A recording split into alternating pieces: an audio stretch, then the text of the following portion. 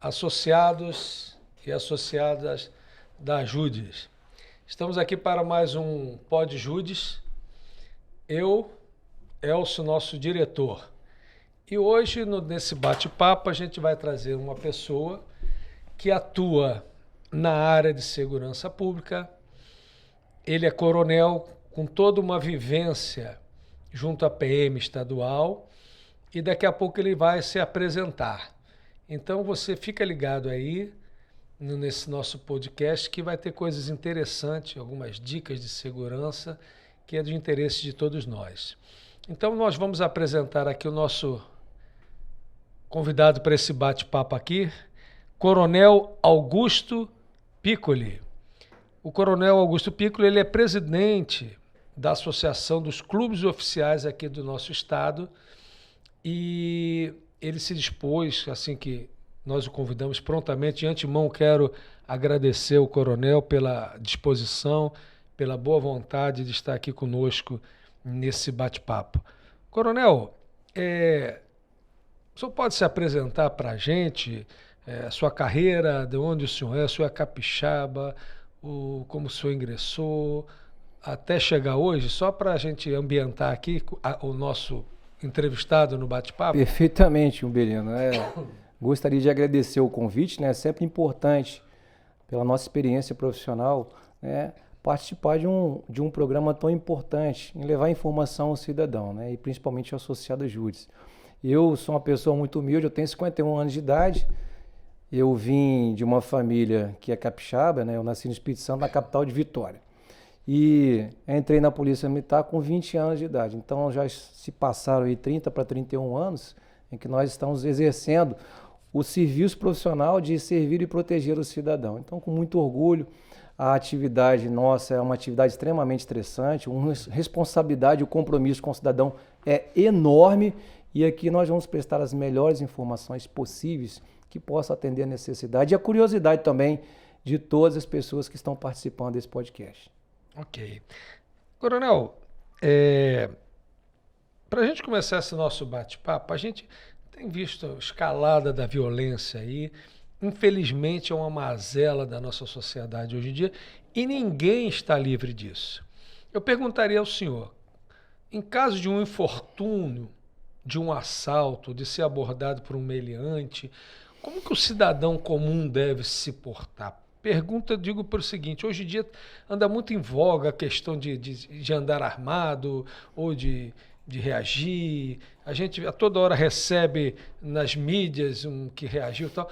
Com a sua experiência na segurança pública ao longo de todos esses anos, qual o seu conselho? Como que deve se portar o cidadão se por acaso passar por um infortúnio de um assalto? Assim, primeiro coisa que você fala sobre o crime. O crime é um fato social, ocorre em qualquer sociedade, em qualquer organização, e desde que o mundo existe, desde que a sociedade já se organizou, né, o crime ele existe. Existe por quê? Porque há alguém com interesse em burlar a lei, em cometer um delito, e por outro lado, ao cidadão, e em outra via, ao sistema de proteção do Estado. Desde as cidades antigas, as polis na Grécia, e mais tarde em Roma, os centuriões que faziam a proteção das cidades, eles foram formados para servir e proteger o cidadão. Então, assim, quando o crime ele acontece, o Estado tem que fazer a intervenção. Quando o Estado não está presente, o crime ele tem a sua continuidade. E qual que é o grande problema, né, em você cometer um ato criminoso, um cidadão subtrair, por exemplo, um patrimônio alheio? É quando esse fato acontece, nós temos que observar as circunstâncias desse fato. O policial militar, o policial civil, o policial rodoviário federal, o policial federal, ele tem um treinamento para agir sob determinadas circunstâncias quando um crime acontece. Se for no flagrante, ele está preparado para poder agir na pronta intervenção. Em não sendo, né, e o cidadão não tem esse aparato protetivo do Estado, ele vai passar por uma situação de um constrangimento, né, e com certeza, a depender do ânimo daquele indivíduo que comete o crime, ele pode ter um efeito colateral que é, na verdade, pernicioso e indesejável. O que é isso? Cidadão armado, um exemplo típico que nós temos nas nossas grandes capitais hoje. Cidadão armado, com uma arma de fogo ou uma arma branca, constrange alguém por uma grave ameaça a subtrair o patrimônio alheio. um aparelho de telefone celular, uma bicicleta na via pública, uma carteira com bens e pertences. Então, qual que é a indicação nesse caso para o cidadão comum? Nunca reaja. Nunca esboce qualquer tipo de movimento que possa fazer com que aquele indivíduo interprete aquilo como uma reação e ele vai fazer uma contra-reação. Então, o que é desejável? Se alguém te pedir o patrimônio que é seu próprio, que foi conseguido com muito sacrifício, com muita luta, com o seu capital, com o fruto do seu trabalho, do seu suor, do seu dinheiro, entregue, não reaja. Porque mesmo os profissionais mais bem preparados, eles já passaram por situações muito constrangedoras, e situações até de risco de vida. Então, assim, nós indicamos quando alguém se deparar com uma situação como essa, que ele evite olhar para o infrator, ok? Que ele evite desafiá-lo e esboçar qualquer tipo de movimento em que a outra parte, que é o criminoso, entenda como uma ação injusta, uma ação agressiva da parte da vítima, e a vítima efetivamente não se torne só uma vítima de um crime patrimonial, mas uma vítima de um crime pessoal, que é uma lesão corporal, até mesmo uma tentativa de homicídio. Então, assim, a indicação de todos os profissionais de segurança pública e do Estado, do órgão, eu, enquanto representante de uma instituição, de corporação, uma instituição policial militar do Estado, que não reage em hipótese nenhuma. É muito preferível você perder... Mesmo que não sabe, o Estado, o cara pode estar sob efeito de drogas. E isso, qualquer coisa ele pode fazer uma leitura diferente. É tão crítico na nossa sociedade hoje, nós não sabemos quem é o cidadão que está do outro lado.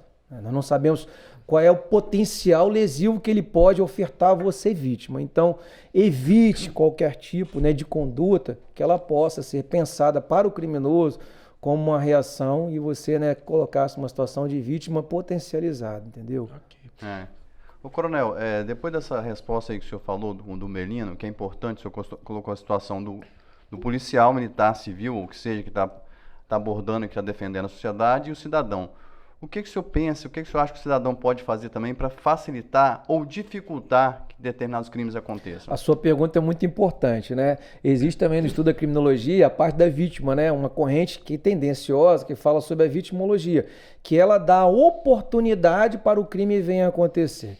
Então vamos lá, se nós temos o hábito de usarmos o telefone celular dentro de nossa casa, evite usar o telefone celular no transporte coletivo, evite usar o telefone celular durante o seu caminhar numa via pública. Está chegando do serviço, as pessoas têm muito hábito de retirar o telefone celular e ligar para poder dar uma satisfação para alguém. Estou chegando.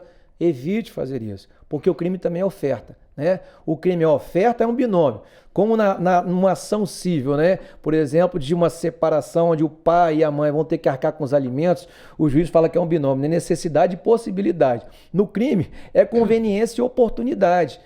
Estamos tratando aqui de uma esfera penal, ok? Então, se você evita de transportar o seu aparelho de telefone celular, um relógio, um bem, um cordão, uma pulseira, um brinco, evite ostentar, evite demonstrar para o criminoso que você tem esse tipo de bem.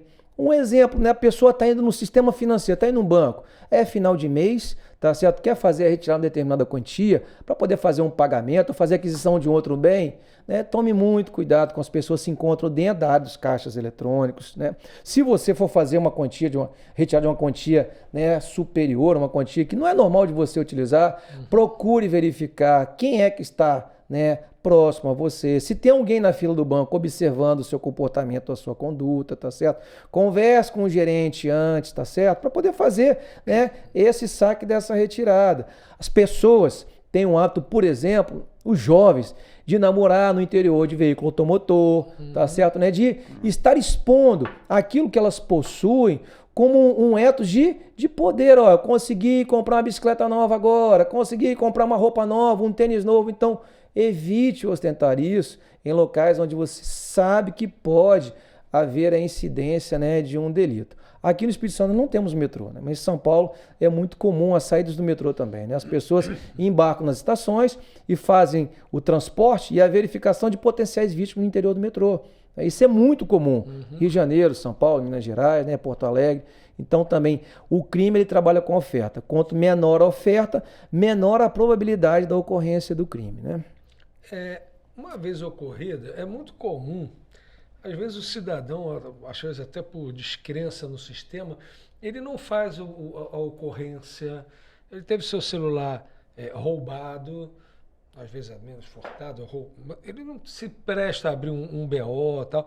Qual a importância, coronel, da vítima, do cidadão, fazer chegar o registro através de um boletim de ocorrência? Até que ponto isso vale a pena? Funciona o boletim? Ajuda de alguma maneira no monitoramento? Qual a importância disso? Porque muita gente sofre o assalto e não, nas estatísticas oficiais não aparece. Qual a importância? Belino, muito pertinente nessa sua observação. Toda vez que um crime ele ocorre, independentemente do sistema funcionar ou não, e depois nós vamos falar se o sistema funciona ou não e como que é isso, é importantíssimo o cidadão fazer a notificação e registro mediante um boletim de ocorrência. Esse boletim de ocorrência, a depender do crime, não vamos colocar homicídio, o cidadão vai fazer um registro de ocorrência virtual hoje na delegacia online, no site da Polícia Civil, porque ele precisa de uma perícia, precisa locar uma equipe de policiais que vão ao local, dar o suporte no local de crime. Mas alguém teve o celular subtraído, ou um bem furtado ou roubado mediante o emprego de uma arma de fogo. Por que isso tem que ser feito o registro? Porque o Estado ele faz o levantamento da mancha criminal, do mapa de crime. Então, se uma determinada região... Hoje nós temos assim, as grandes concentrações aqui na região metropolitana, normalmente são as vias públicas de maior circulação, nos bairros importantes, periféricos e também no centro dos municípios. Então, por exemplo, nós estamos aqui hoje em Vila Velha.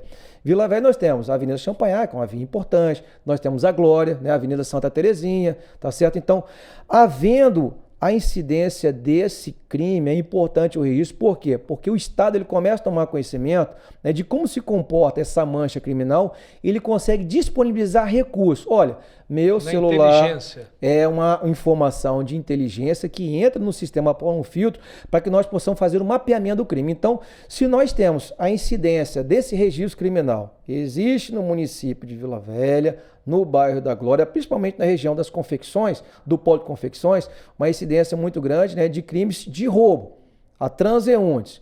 Qual o horário que isso aconteceu? Qual o dia da semana? Tá certo? Quantas pessoas participaram? Como que foi supostamente os prováveis suspeitos? Esse registro ele entra no sistema e nós fazemos um mapeamento estatístico criminal para que nós possamos disponibilizar o recurso. Então, a Polícia Militar e a Polícia Civil, elas vão ser informadas. Olha, comandante, diário da região. Nas segundas-feiras e nas sextas-feiras, nós observamos um índice criminal muito grande de crimes contra o patrimônio, principalmente no horário de fechamento das lojas ou no horário da abertura. Então, nós conseguimos disponibilizar o nosso recurso operacional, que são as viaturas, e o trabalho de investigação e inteligência por parte da Polícia Civil, para direcionar para esse tipo de crime nesse local e nesse horário. Então, por isso que é uma necessidade muito grande do cidadão fazer o registro. O registro ele tem essa finalidade. E aí o cidadão muitas vezes, poxa, mas eu tive o meu celular furtado ou roubado, eu não vou fazer a ocorrência porque eu tenho certeza que não vai acontecer. Muitas vezes, pelo registro e pela identificação do dia e horário e dos prováveis suspeitos, olha, é um cidadão que trajava uma vestimenta tal, um boné tal, utilizava um carro tal, nós podemos nos deparar com uma ocorrência policial desse cidadão ter sido abordado e está lá no interior do veículo dele, se encontra o produto de furto, uma carteira, um cartão de crédito, um próprio aparelho de celular, e pelo registro dele eu vou pegar o e-mail, opa, cidadão, esse celular assim, que você está informando que é de sua propriedade, isso é um produto de furto ou de roubo. O que o senhor tem a dizer sobre isso? Se não tem nada a dizer, apresenta a autoridade judiciária. Se tem a dizer, vai apresentar da mesma forma para que seja confrontado. Qual que é a origem desse seu celular aqui que tem um registro de uma ocorrência policial, com o e-mail dele constando que é um produto de furto ou de roubo. Então, por isso que é a importância de nós deixarmos um registro policial. Eu quero colocar um caso que aconteceu em Cariacica, de um pedófilo, ok? Então, ele começou a agir nessa localidade, em Cariacica, e foram praticados 5 delitos, de estupro, inclusive de vulnerável, por parte desse cidadão, um pedófilo quanto mais, e normalmente as vítimas eram vítimas menores de idade. E dos 5 crimes praticados, 4 não tinham registro, mas um tinha um registro. E qual foi a importância desse registro em acreditar no Estado? Foi colocado a identificação de um carro, a cor do carro e provavelmente os 3 últimos caracteres de identificação desse veículo. Então nós começamos a monitorar junto com o sistema de inteligência da PM e da Polícia Civil, a Delegacia Regional, e foi identificado a cor desse veículo. Com um banco de dados do Detran, nós identificamos que esse carro era um carro de uma montadora, com a cor tal, identificamos a propriedade desse veículo. Chegaram no bom. E pela propriedade do veículo, identificamos quem era o criminoso. O criminoso era o proprietário do veículo. Então foi levado a reconhecimento, tá certo? Esse criminoso As hoje... outras vítimas reconheceram? As outras vítimas também o reconheceram e esse criminoso hoje se encontra sob a custódia do Estado, né, já processado e condenado. Então, eis a importância, né, nós saímos um pouco da esfera do crime patrimonial para um crime de ordem pessoal que é grave, né? Entendeu? O abuso contra uma criança, tá certo, né? O estupro contra um vulnerável, entendeu? E foi identificado por causa do registro policial. Então, essa pessoa dos 5 que teve, né? Um dos 5 teve, assim, a felicidade e acreditou que o registro policial poderia surtir, né, uma Você ação que está nos positiva, ouvindo né? aí, pode parecer importante, mas faça qualquer problema, né, Coronel? Faça o seu registro, faça o seu boletim de ocorrência, que vai estar ajudando, como o Coronel bem explicou, na inteligência, no mapeamento, que o Coronel chamou de mancha do crime, e você pode até dar a sorte de recuperar o seu bem, no caso do crime, contra algum patrimônio, ok? E outra coisa, né, Umbelino? O que prova o que o Coronel está falando, informação é poder, né? Ou seja, a PM trabalha não só na rua, mas trabalha também com informação, né, Coronel? Perfeitamente. E para isso, né, tem aí que eu ia perguntar ao senhor também. O que o senhor pensa, o que o senhor acha da evolução das denúncias anônimas, do 181, do 190? Elas que eu acho são que é uma... extremamente importantes, né? O sistema de proteção do cidadão é um sistema que ele reúne várias agências. E assim, eu estou colocando aqui como representante de uma agência, que é a Polícia Militar, a maior corporação, né, de proteção do cidadão. Mas nós temos a Polícia Civil, Polícia Rodoviária Federal, Polícia Federal, Secretaria de Justiça, mas outras agências participam também do sistema de justiça criminal, né? O Ministério Público, o Tribunal de Justiça, a Igreja, a escola, as organizações, né, civis de nossa sociedade. Então, todas essas agências são consideradas agências de proteção do cidadão. Claro, aquelas com maior efetividade, que são aquelas que recebem a delegação de Estado para assim proceder, as agências policiais. E aí, quando nós temos um registro que ele é feito, que ele é apurado num trabalho de inteligência, né, ele é feito um levantamento que vai conduzir, canalizar, para que nós possamos provar a materialidade e autoria de um crime. Materialidade, olha, houve a subtração de um bem, de um patrimônio do cidadão. Um carro, né? O carro foi furtado, está lá o carro. Quem foi que furtou? As câmeras de monitoramento identificaram, né, que foram 2 indivíduos e nós conseguimos levantar quem são esses indivíduos. Esses indivíduos foram levados, então, né, ao sistema de justiça criminal, apresentados a uma autoridade polícia judiciária, foi feito um inquérito policial, já existiam vários delitos de furto de veículos envolvidos e, ao final, o cidadão obteve a resposta do Estado. E assim, por que é importante a sua pergunta? Porque nós devemos acreditar nas instituições de segurança pública e no registro da informação. Informação é muito importante, informação realmente é poder. Você tem várias formas e vários canais de comunicação para essa informação. Nós temos hoje o 190, que é o telefone do Serviço de Emergência e Urgência Geral, vai cair no Centro de Operações da Polícia Militar e da Polícia Civil, que é o CIOD, o Centro Integrado, tá certo? Nós temos 191 da Polícia Rodoviária Federal, nós temos 193 do Corpo de Bombeiros. Olha, eu estou vendo que existe um prédio, né, onde há o risco de acontecer um determinado tipo de acidente ou um determinado tipo de crime, né, que o crime de dano ele pode acontecer. Eu estou vendo que uma marquisa lá está prestes a cair, tem um carro embaixo. Faça a comunicação, faça o registro, que é importante para que a agência de proteção do cidadão vá ao local e faça a constatação. E aí vamos lá pelo outro lado, né, pelo outro viés, né, o Disque Denúncia, que é 181, uma ferramenta que está à disposição do cidadão, uma ferramenta importantíssima. O sigilo da informação ele é mantido. As agências de segurança pública, pela via, né, da secretaria, elas fazem uma triagem, uma filtragem. Olha, eu estou agora residindo num bairro, eu já moro há muitos anos, e nós percebemos, né, a circulação de pessoas com um veículo de um outro estado. pessoas que não tinham hábito de frequentar, é um imóvel alugado. Nós começamos a perceber, né, um movimento muito estranho nesse bairro. Movimento de outras pessoas em outros veículos que vêm em horários distintos. De madrugada tem um veículo, né? À noite, final de semana, quando todo mundo está dormindo, aparece um outro veículo. Eu tive um aluno numa dessas nossas instruções das agências, né, que ele falou bem assim: Coronel, é muito engraçado, porque no meu bairro tem lá uma casa, foi alugada, portão de ferro, e toda vez de madrugada a gente costuma escutar um tec, tec, tec, né? E uma iluminação estranha e tal. E aí foi, mas como é que aconteceu isso? Não, a gente ouve um barulho estranho, entra carro, sai carro, um carro diferente, o carro que entrou não sai mais.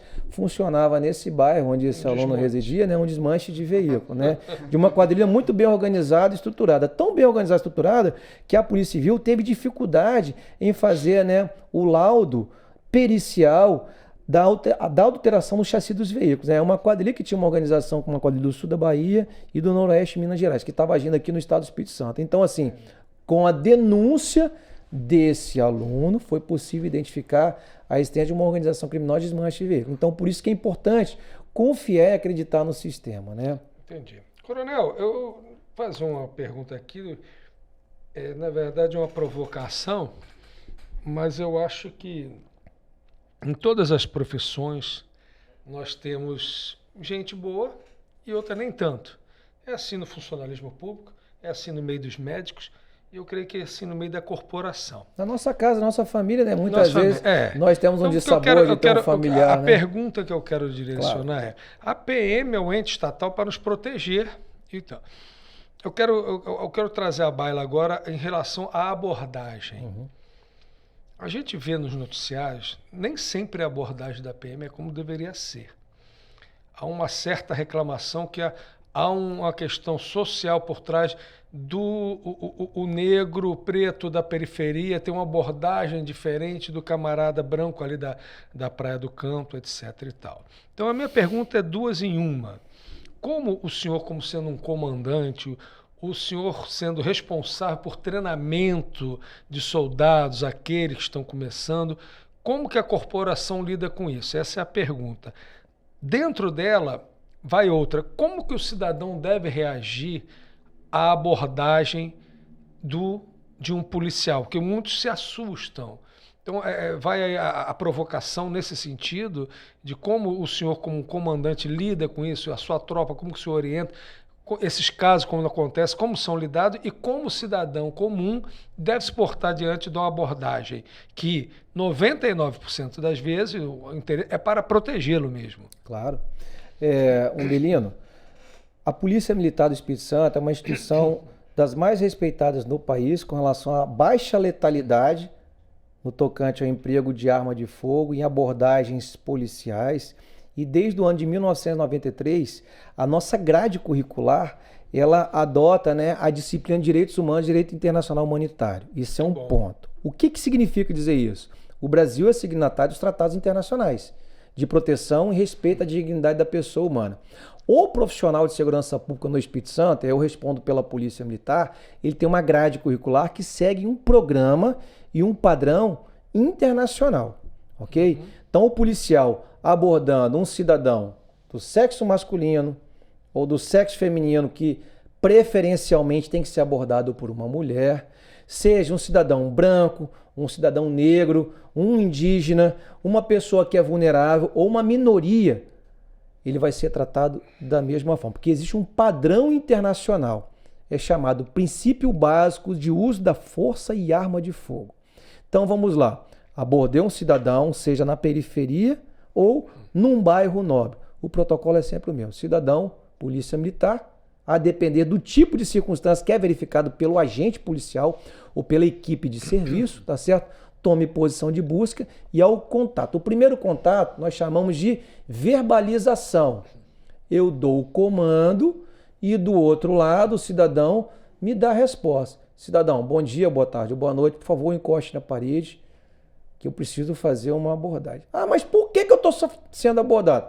O policial vai conversar e vai interagir com ele, porque nós recebemos uma informação que um cidadão, com as suas características, apresenta consigo uma arma de fogo.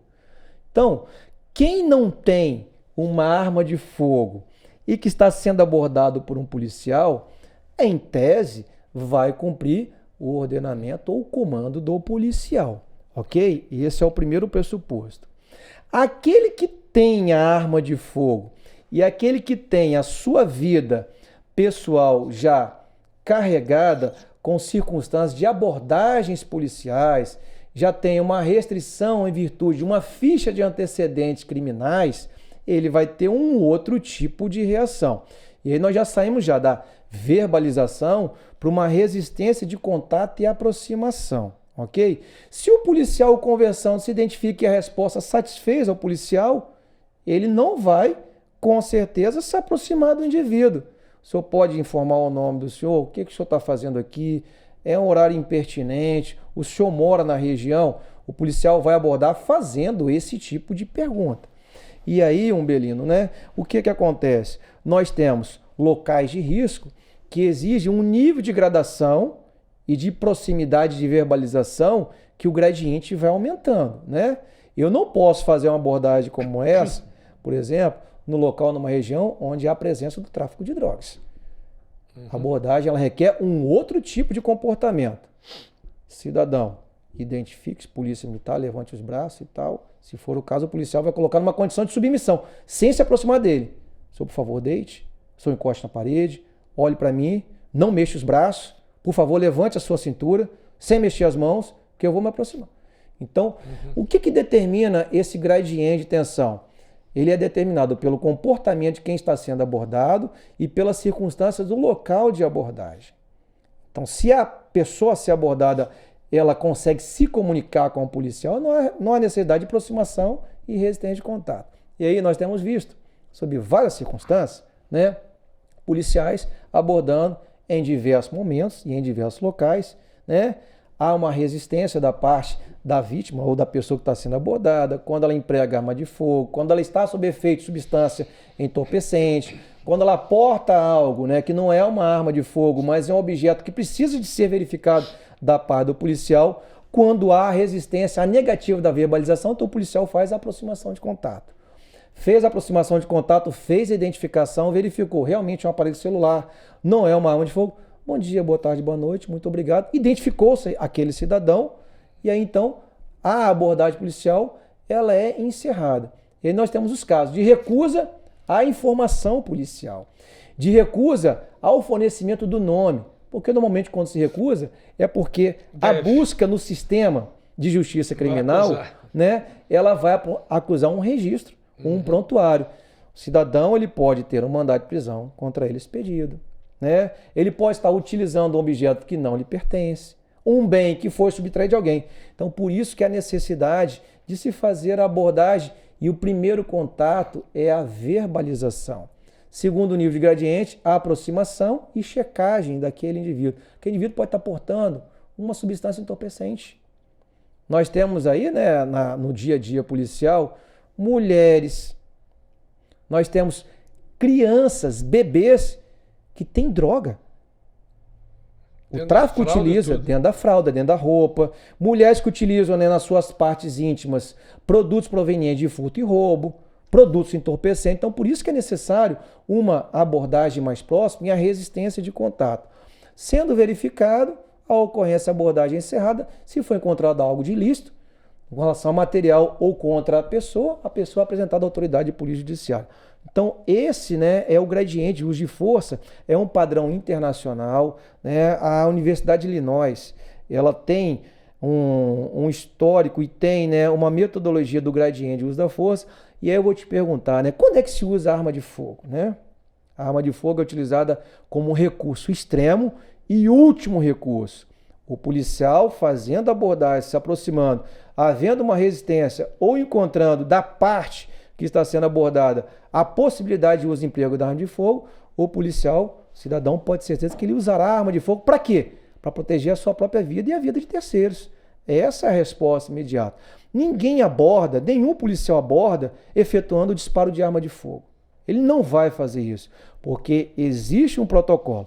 Se isso acontecer, ele exceder a utilização da doutrina do protocolo, claro que esse policial ele será responsabilizado. Será instaurado um procedimento administrativo e depois, se houver o crime, efetivamente a lesão corporal, homicídio, um procedimento criminal. E aqui eu quero deixar muito claro, né? A Polícia Militar ela corta na carne os maus exemplos e os maus policiais. Né? Okay. É garantida a ele a ampla defesa contraditória, que é uma garantia constitucional a qualquer cidadão, independente dele ser policial ou não, e aí nós tomamos os procedimentos necessários. Coronel, são muitos anos de polícia na rua, deve ter passado por uns momentos assim, pitorescos.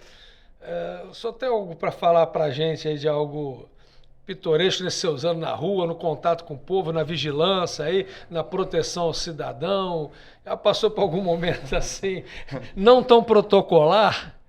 Olha, eu costumo falar para meus amigos o seguinte, né? Quando eu me aposentar, eu vou escrever um livro. Um livro sobre os pitorescos, né, da atividade policial. Tenho muitos, mas tem um que me chamou muita atenção. Logo no início da minha formação, né, enquanto aspirante da Polícia Militar, nós fomos solicitados pelo Centro de Operações da Polícia Militar a prosseguir num local na região metropolitana, porque havia um carro suspeito parado numa via pública. E lá chegando, nós observamos realmente um comportamento suspeito das pessoas no interior desse veículo, era um Fiat Uno vermelho, nós ficamos com uma certa distância, farol da viatura ligado, e aí pedimos para os ocupantes do veículo saírem. Quando a porta foi aberta, saiu um frango desse veículo. Era um galináceo e ele tomou um destino ignorado. E logo em seguida veio uma senhora, ela estava trazendo, né, não é uma cesta, mas um produto de barro que caiu no chão, e aí caiu chocolate, caiu espumante, oferenda. Uma oferenda com respeito a todas as religiões. Não há nenhum preconceito, uma oferenda. A todas as formas de se manifestação, claro, né, religiosa. Caiu e quebrou, e ela ficava olhando para a viatura, a gente não sabia se ela queria dizer alguma coisa e ficava olhando para o frango que tomou um destino ignorado. E nós ficamos até surpresos. E nesse meio tempo o santo esperando. Nesse meio tempo, né, o que aconteceu? Ela optou por ir para o mato, atrás do frango, e nós ficamos, né, meu Deus, o que essa senhora vai fazer? E isso era por volta de 4h30 da manhã. Nossa. E deu 4h30 e o motorista do táxi no interior do veículo saiu e falou, olha, não tenho nada a ver com isso, né, eu preciso aqui só resguardar o meu carro. Não, fique tranquilo. A senhora foi para onde? Eu não sei, ela pediu para vir fazer um trabalho aqui. Eu a trouxe, ela me pagou antecipadamente. E aí nós ficamos 4h30, 4h45, 5 horas. Nada da senhora nem do frango, na galinha. Nada da senhora e nem do frango, né, retornar. Eu pedi então o apoio de uma outra viatura policial e deixei acompanhando esse cidadão para resguardar o carro dele. Falei, aguarda mais um pouco, ela pode retornar. E enfim, o tempo passou e ninguém voltou. Fomos para a passagem do turno civil, já quase 6 para 7 horas da manhã. Mas o chocolate, os PMs, nada, não? Vamos lá, o que aconteceu? Já que o santo não apareceu... O que aconteceu? Os policiais que ficaram no local, eles mantiveram contato via rádio, né? Aspirante, o que a gente vai fazer? Eu falei, rapaz, aguarda mais um minuto. A senhora não apareceu.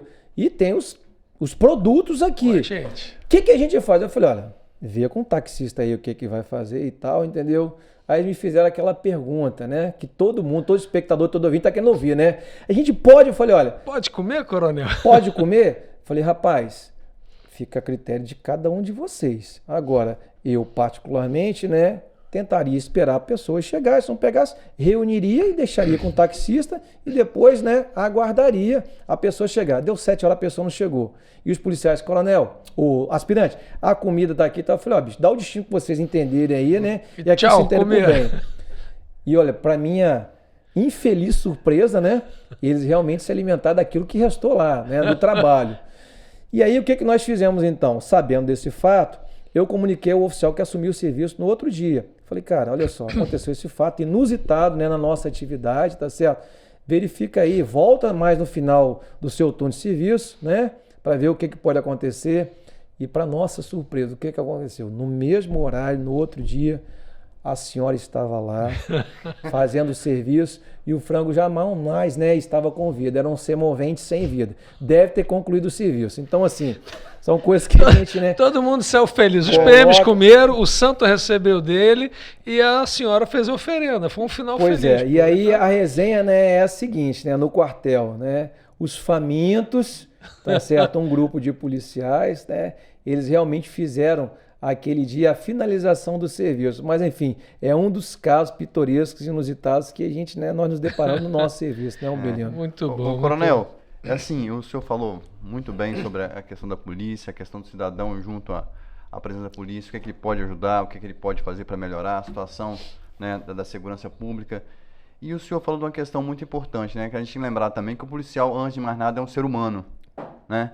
E eu queria perguntar ao senhor uma coisa assim, muito simples, assim, porque a gente lá na JUDES, algumas pessoas da JUDES, alguns associados, são do judiciário, então tem um certo conhecimento sobre a questão de segurança pública, polícia, né, poder judiciário, Ministério Público. E agora temos aí os oficiais também se ajuntando na JUDES. Exatamente, e vocês estão vindo agora, e para a gente é muito grato, muito bom isso, né, fortalece a associação.